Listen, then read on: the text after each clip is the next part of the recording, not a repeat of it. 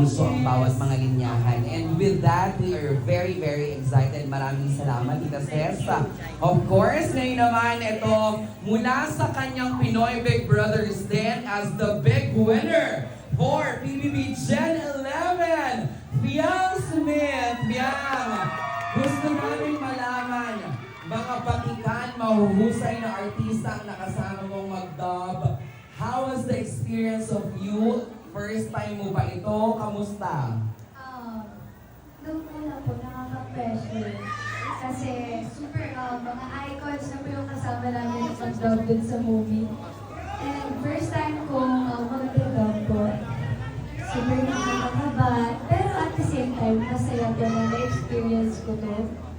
And bagay na bagay po siya sa mga memories na panood din itong movie na to. Kasi lahat ng bawat linya sa movie na to is tatagos talaga sa puso. And maraming realization dito sa movie na to, especially sa family. Hindi naman lahat siguro makakaranas ng love galing sa family. Minsan, nakukuha pa nila yung love na yun sa kanilang mga best friends.